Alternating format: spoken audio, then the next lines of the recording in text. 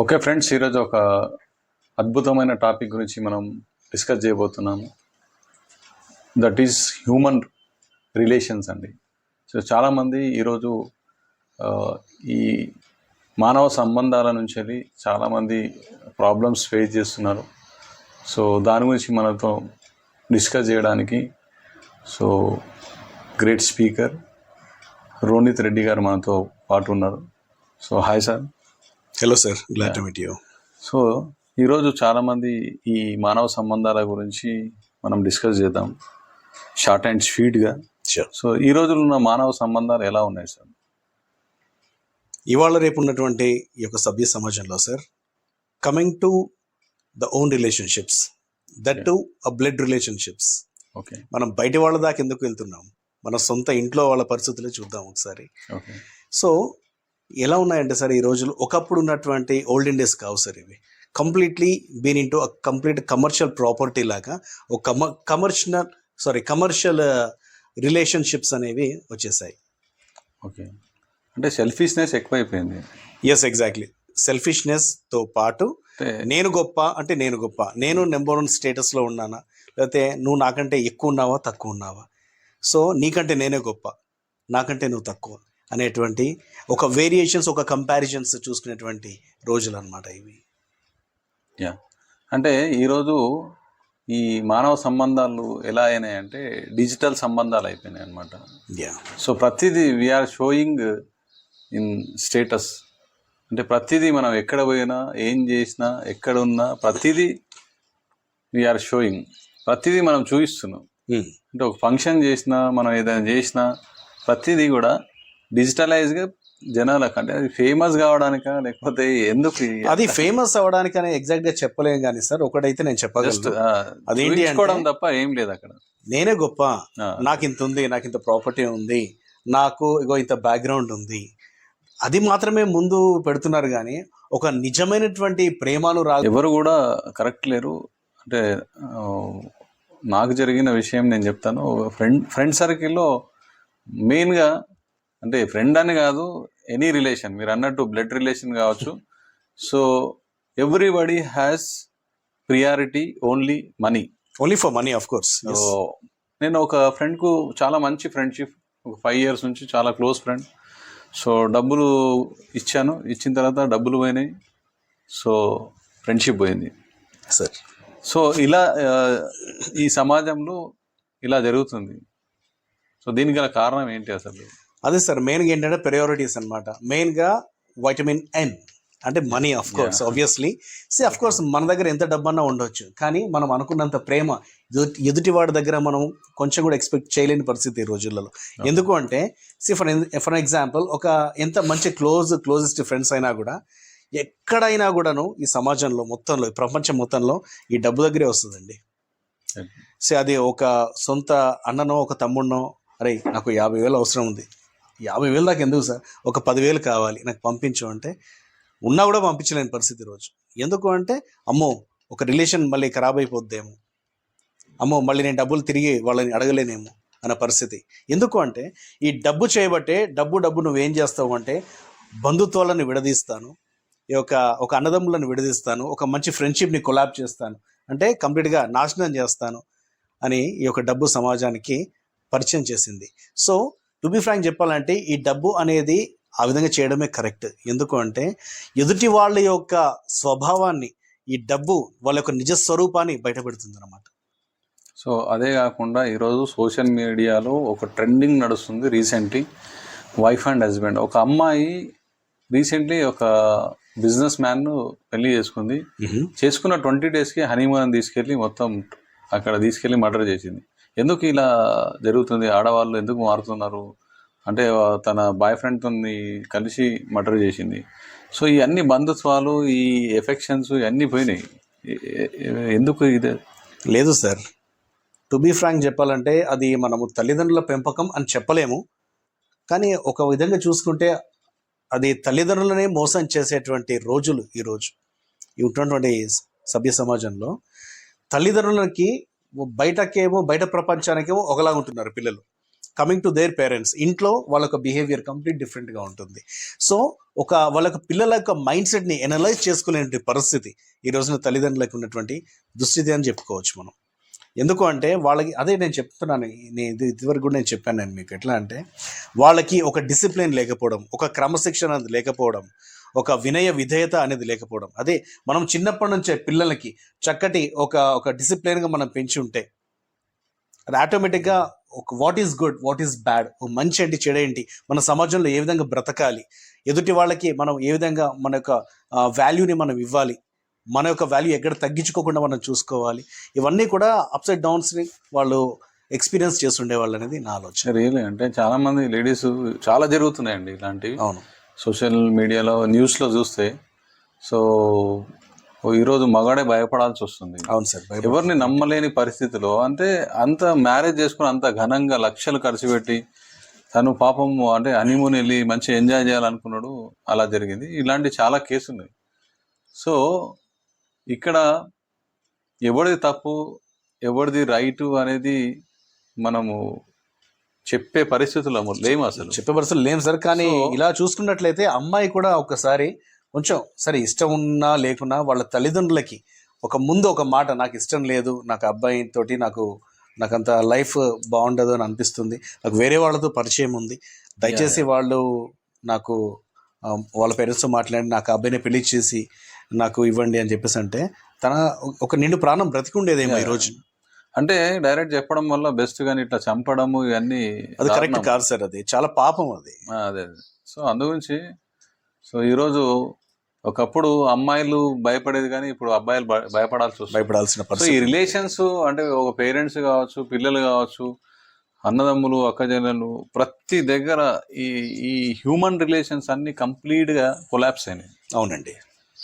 So దీన్ని మళ్ళీ correct అంటే ఒకప్పుడు పెద్ద కుటుంబం ఉండేది, అంటే బాబాయిలు, పిన్నిలు, అట్లా అన్నదమ్ములు అందరూ కలిసి ఉండేది. కాబట్టి ఒక పిల్లలకు తాతయ్య, అమ్మమ్మ, నాయనమ్మ అనేది ఈ ఎఫెక్షన్ ఉండేది. So main reason independent life అయింది కాబట్టి ఫ్రీడమ్ ఎక్కువైపోయింది. సో దానివల్ల విచ్చలవిడితనం ఎక్కువైపోయింది, డబ్బు ఎక్కువైపోయింది, లగ్జరీస్ ఎక్కువైపోయినాయి. సో దీనివల్లనే అందరూ చెడిపోయి వేరే ట్రాక్స్లో వెళ్ళి ఈ విధంగా జరుగుతున్నాయని నా అభిప్రాయం. ఇది చాలా కరెక్టే సార్. కానీ ఇప్పుడున్నటువంటి ఒక పరిస్థితులను బట్టి ఇప్పుడు ఒక జాయింట్ ఫ్యామిలీగా ఉండడం అనేది కరెక్ట్ కాదు అనేది నా ఆలోచన. ఎస్, ఎందుకు అంటే ఒకప్పుడు ఉన్నటువంటి జనరేషన్స్ యొక్క mentalities are entirely different, but coming to this generation mentalities are entirely different. So ఒకప్పుడు ఒక భార్య, ఒక భర్త ఏదైనా ఒక మాట చెప్పారు అంటే భార్య ఖచ్చితంగా మాట వినాల్సిందే. కానీ ఈ రోజులో ఉన్నటువంటి పరిస్థితి ఏంటి అంటే నువ్వెంత అంటే నేనెంత, నాకు ఇది లేదా, నాకు చదువు ఉంది, నా తల్లిదండ్రులు చదివించారు, నాకు చక్కటి జాబ్ ఉంది, నేను ఇంత సంపాదిస్తున్నాను, నీకంటే ఎక్కువ సంపాదిస్తున్నాను, నాకెంత కంపారిజన్. ప్రతిదానికి ఒక కంపారిజన్ సార్, ప్రతిదానికి ఒక కంపారిజన్ అనేది తయారైపోయింది. సో అక్కడ ఏమవుతుందంటే గొడవలు, చిన్నగా ఎలిగేషన్ స్టార్ట్ అవుతూ ఉంటాయి. అది అక్కడతో ఊరుకోదు. మళ్ళీ వెంటనే ఈ అమ్మాయి ఏం చేస్తుంది, వాళ్ళ తల్లిదండ్రులకు కాల్ చేస్తుంది, అమ్మ ఇగో ఈ విధంగా చిన్న గొడవ అయింది, అమ్మ ఇగో ఇట్లా అయింది, అట్లా ప్రతిదీ కూడా పూస కూర్చున్నట్టు చెప్పడం వల్ల అవతల పేరెంట్స్ కూడా ఎట్లా చేస్తున్నారంటే అలాగా నిన్న అంత మాట అన్నాడా, వచ్చేసాయి వెంటనే ఇంటికి వచ్చేసాయి, తర్వాత సంగతి నేను చూసుకుంటాను అనేటువంటి పరిస్థితి. అదే కానీ కొందరు తల్లిదండ్రులు ఉన్నారు సార్, నేను చూశానండి లైవ్లో, నీకు ఎంత కష్టం వచ్చినా కూడా, నీకు ఎంత గొడవైనా నీ భర్తతోటి నువ్వు అక్కడే ఉండాలి, ఎందుకంటే ఒక్కసారి నిన్ను పెళ్లి చేసి పంపించేస్తావు, అదే నీ ఇల్లు, ఏదేమైనా నువ్వే సర్దుకోవాలి అని. అలాంటి ఉన్నా కూడా ఇక్కడ నుంచి ప్రాబ్లం వస్తుంది. అంటే ఈ రోజుల్లో మంచితనం అనేది పనికి రావట్లేదు. సో హానెస్ట్ అనేది ఎక్కడ కూడా లేదు. హానెస్టీ చేస్తాం, అదే నీ ఇల్లు, ఏదేమైనా నువ్వే సర్దుకోవాలి అని. అలాంటి ఉన్నా కూడా ఇక్కడ నుంచి ప్రాబ్లం వస్తుంది. అంటే ఈ రోజుల్లో మంచితనం అనేది పనికి రావట్లేదు. సో హానెస్ట్ అనేది ఎక్కడ కూడా లేదు. హానెస్టీ లేదు సార్, అసలు ఎక్కడ కూడా నిజాయితీ అనేది లేదు. అవును, ఎవరైతే అలా ఉంటారో వాళ్ళకి అన్ని మంచి జరుగుతున్నాయి. అవును. సో ఈ రిలేషన్స్ ఇవన్నీ మరి పిల్లలకు మనం చూసి పిల్లలు నేర్చుకుంటున్నారు. సో పిల్లలు కూడా అట్లా వేరే ట్రాక్లకు వెళ్ళి అన్ని ప్రాబ్లమ్స్ అనేవి వచ్చేస్తున్నాయి. మెయిన్గా సార్ తల్లిదండ్రులు ఇక్కడ ఒకటి ఆలోచించాలి, ఏంటి అంటే ఇప్పుడు ప్రతి ఇంట్లో ఫంక్షన్స్ అనేవి కామన్, బర్త్డే పార్టీస్ లేకపోతే ఫ్యామిలీ గ్యాదరింగ్స్ ఇవన్నీ కూడా చాలా కామన్. అయితే మన యొక్క పిల్లలకి ట్రూ ఒక రిలేషన్షిప్స్ యొక్క వాల్యూస్ మనం తెలియపరచాలండి. ఎందుకంటే సో ఇంతకుముందు ఒకప్పుడు ఎలా ఉండేది, అందరూ ఒక జాయింట్ ఫ్యామిలీగా ఉండి ఒక పండగలన్నా పబ్బాలన్నా కలిసి చేసుకునేవాళ్ళు. ఇప్పుడు ఏంటంటే according to their professions they have been settle down to some other places. So ఎవరికి వాళ్ళు ఒక డివైడెడ్ ఫ్యామిలీ అయిపోయింది. ఎంత బ్లడ్ రిలేటివ్స్ అయినా కూడా, అన్నదమ్ములే కానీ అక్క చెల్లెలే కానీ, whom ever it may be. So ఈ యొక్క ఫ్యామిలీ యొక్క వాల్యూస్ రిలేషన్షిప్స్ వాళ్ళకి పిల్లలకి తెలియట్లేదు ఈ జనరేషన్లో. సో సొంత ఒక బ్లడ్ రిలేటివ్స్ యొక్క వాల్యూస్ అండ్ మోరల్స్ వాళ్ళకి మనం తెలియపరచాలి అంటే వాళ్ళకి తరచుగా మనం ఇంటరాక్ట్ చేపిస్తూ ఉండాలి, కల్పిస్తూ ఉండాలి. లేకపోతే మనం వాళ్ళ ఇంట్లోకి వెళ్ళడం, లేకపోతే వాళ్ళని మన ఇంటికి ఇన్వైట్ చేయడమా, కలుసుకోవడము, ఒక మంచి చెడ్డలు పిల్లలకి నేర్పించడము, ఇవన్నీ కూడా మనము పిల్లలకి నేర్పిస్తే ఇన్ ఫ్యూచర్లో వాళ్ళు కూడా వాళ్ళకి పిల్లలకి నేర్పించుకునేటువంటి అవకాశాలు ఉన్నాయి. ఎస్ సార్, ఇవన్నీ బాగానే ఉన్నాయి కానీ మ్యాక్సిమం 90% 10% ఓకే, 90% మొత్తము ఫేక్ రిలేషన్స్ ఉన్నాయి. Yes sir.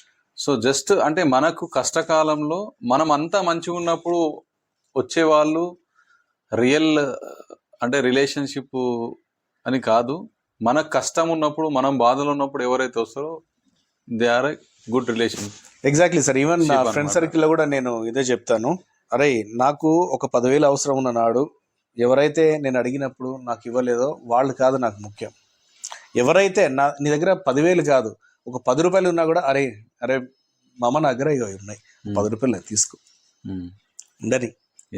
And again they should, ఇప్పుడు హెల్ప్ అనేది మనం చేసినా కూడా we shouldn't expect from them sir. నా పద్ధతి అయితే అలాగే ఉంటుంది. నేను ఎవరికైనా పొరపాటునే కాదు, వాంటెడ్లీ నేను హెల్ప్ చేసినా కూడా I never expect again a back అనమాట. దాన్ని I will never expect something from them. Yes sir, ఎందుకంటే ఇప్పుడు మీరు అన్నారు కాబట్టి ఈ వైఫ్ అండ్ హస్బెండ్లో కూడా ఎందుకు రిలేషన్స్ ప్రాబ్లం వస్తున్నాయి అంటే ఎక్స్పెక్టేషన్ ఉండడం వల్లనే ఈ ప్రాబ్లమ్స్ వస్తున్నాయి. సో ఆ ఎక్స్పెక్టేషన్ లేకపోతే ఈ ప్రాబ్లమే ఉండదు, అండర్స్టాండింగ్ లేకపోవడము, ఈ ఓవర్ ఎక్స్పెక్టేషన్ అనమాట. మా ఆయన అంత ఇది తీసుకురావాలి, ఆ శాలరీ మొత్తం నాకే ఇవ్వాలి, లేకపోతే ఇట్లాంటి ఒక డామినేషన్ పద్ధతిలో మొత్తం నేను నా మాటనే వినాలి అని చెప్పేసి ఈ విధంగా ఉండడం వల్లనే ఈ ప్రాబ్లమ్స్ వస్తున్నాయి. ఏం లేదు, సింపుల్ గా ఒక టిప్ చెప్పాలంటే వైఫ్ అండ్ హస్బెండ్ ఇద్దరికి కూడాను, ఒక హస్బెండ్ ఆబ్వియస్లీ తను చాలా అవన్నీ కూడా డే మొత్తం కొద్దిగా బయట ఉండి మళ్ళీ కంప్లీట్ అవన్నీ వర్క్స్ అని కంప్లీట్ చేసుకొని ఇంటికి వచ్చేసరికి అట్లీస్ట్ ఒక వైఫ్ అనేవాళ్ళు glass of water, if not bottle of water ఇచ్చేసి only just they need to receive them with a smiling face. Hello అండి, good evening, how is your day, how was your day, just have some water, coffee తాగండి, చాలా ఇంకా stress మొత్తం పోతుంది. కాకపోతే stress అనేది అక్కడ ఉండదు అసలు. అలాంటి ఎవరు కూడా చేయట్లేదు. మన హస్బెండ్ లేదు సార్, లేదు. యాక్చువల్ గా ఈ యొక్క లవ్ అండ్ ఎఫెక్షన్ అనేది కంప్లీట్ గా వైఫ్స్ కూడా ఎట్లా అంటే పాపం వాళ్ళు కూడా వాళ్ళకు ఉండేటువంటి బర్డెన్స్ వాళ్ళకు ఉంటాయి. వాళ్ళు కూడా జాబ్ చేసి వాళ్ళు కూడా ఎంప్లాయీస్ అయి ఉండి వాళ్ళు చేసుకోవడానికి అంత ఓపికలు లేవు సార్ ఈ రోజులలో. వచ్చింది జొమాటోలో ఆర్డర్ చేస్తారు, స్విగ్గీ అంటారు, లేకపోతే ప్రతిదీ అంటే ఈజీ అనమాట. Easy, correct. ఏమైతుందంటే ఇదే ప్రాబ్లం అనమాట. కలిసి కూర్చొని మాట్లాడే టైం అనేది దొరకట్లేదు. హస్బెండ్ నైట్ డ్యూటీ చేసి పడుకునేటప్పుడు కూడా సెల్ ఫోన్. ఇప్పుడు నేను చూడమే, ఇక్కడ నేను వాట్సాప్ లో ఉంటే మీరు అక్కడ ఉంటారు. సో ఇది కూడా most dangerous thing sir. Dangerous relationship ని కూడా మనం ఒక కొంచెం గ్యాప్ రావాలి అంటే ఈ సెల్ ఫోన్స్ కారణం. బెడ్ మీద పడుకున్నప్పుడు కూడా అఫ్ కోర్స్ నేను ఏదో ఒకటి వాచ్ చేస్తుంటే, ఈవెన్ నా wife sir, I will be watching something like అండి ఏమైనా మాట్లాడేది ఉందా, ఫోన్ తోనే ఉండండి అంట. అరే సారీ బేటా అని చెప్పి మళ్ళీ again will be in to the topic. So ఇట్లాంటి ఓకే, మరి టాపిక్ ఇది వాస్ట్ టాపిక్ కాబట్టి ఎంతైనా మాట్లాడవచ్చు. సో నెక్స్ట్ ఎపిసోడ్లో మళ్ళీ కంటిన్యూగా మాట్లాడదాం. థ్యాంక్ యూ అండి, thank you very much. Thank you being here. Thank you sir. Thank you sir. Thank you so